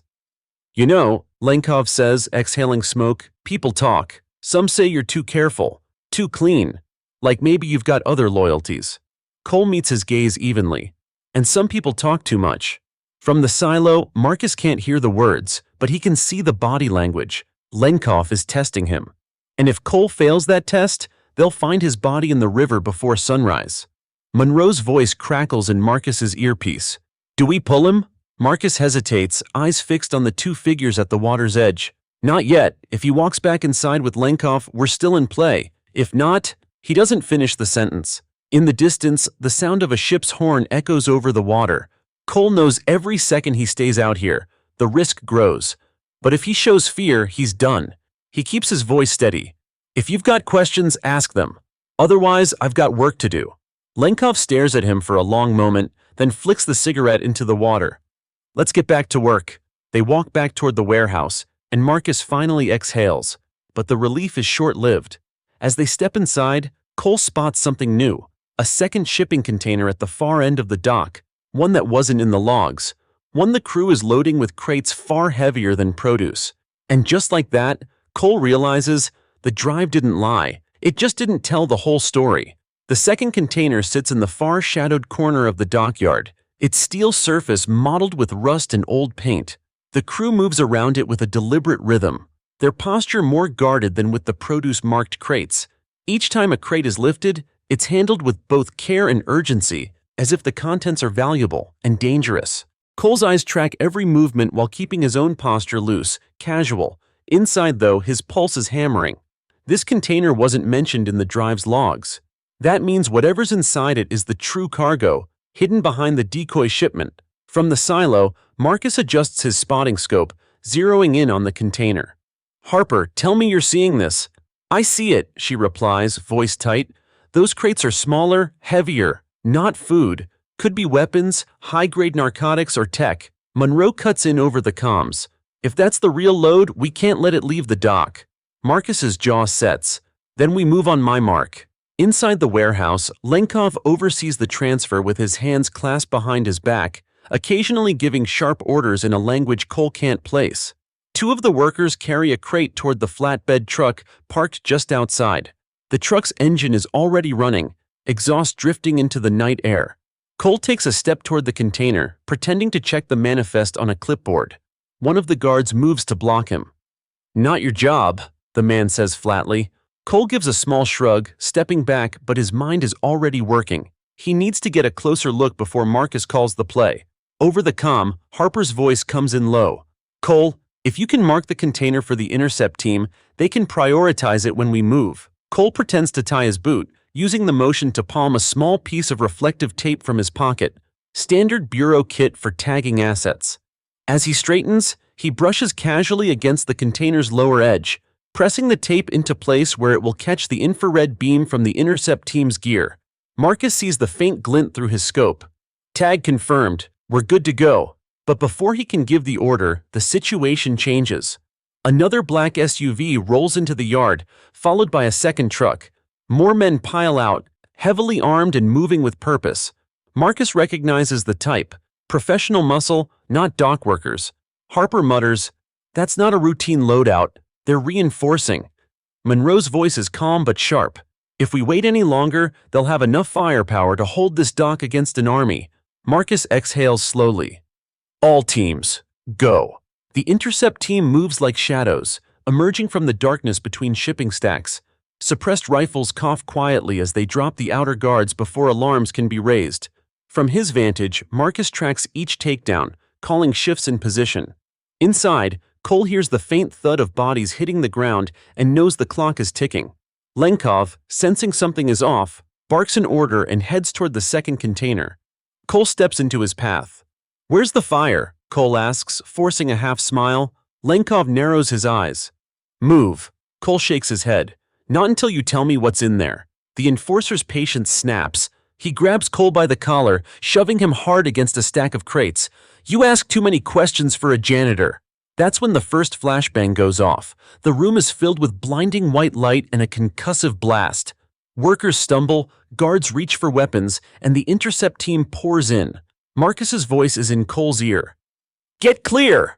Cole ducks low, rolling behind the nearest pallet as rounds snap through the air. He sees Lenkov drawing a pistol and moving toward the container. Cole surges forward, tackling him into the side of the flatbed. The gun skitters away across the pavement. They grapple, trading blows in the chaos. Lenkov is strong, but Cole fights with the desperation of a man who knows the mission and his own life depends on it. He finally slams Lenkov's head into the truck's bumper, dropping him. By now, the intercept team has control of the warehouse. Two agents pry open the second container's doors. Inside, stacked neatly in metal cases, are military-grade rifles, explosives, and several sealed crates marked with hazardous material warnings. Harper's voice crackles over comms. "We've got eyes on enough firepower to arm a small battalion. This isn't just smuggling, this is an arms pipeline." Monroe moves to secure the container while Marcus sweeps the dockyard for any remaining threats. Cole stands over the unconscious Lenkov, chest heaving, the adrenaline still surging through his veins. As the team loads the seized weapons into bureau transport trucks, Marcus joins Cole. "You did good," he says. Cole shakes his head. "It's not over. Whoever's at the top of this network, they'll know we hit them tonight. They'll come harder next time." Marcus meets his gaze. "Then we'll be ready." The convoy rolls out of the dockyard under cover of darkness, leaving behind a scene of quiet ruin. By the time the local police arrive, tipped off anonymously, the FBI is already gone, and the criminals who survived are in custody.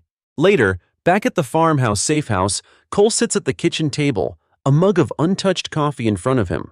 The weight of the night's events settles in. He's still alive, but his cover is irreparably burned. Harper steps in, setting a file down on the table. "Your official debrief, you read it, you sign it, and you disappear for a while." Cole glances at the file but doesn't open it. "And if I don't want to disappear?" Marcus, leaning in the doorway, answers, "Then you're a target, and we can't protect you forever." Cole finally nods, picking up the file. "Guess I've got some reading to do." As he flips it open, the last page catches his eye, a single photograph of the second container's contents. Beneath it is a short list of names. He recognizes only one, but it's enough to make his blood run cold. The man at the very top isn't just some shadowy figure in the criminal underworld. He's someone Cole has met, shaken hands with, trusted. The realization hits like a gut punch. The operation didn't end tonight, it just got personal.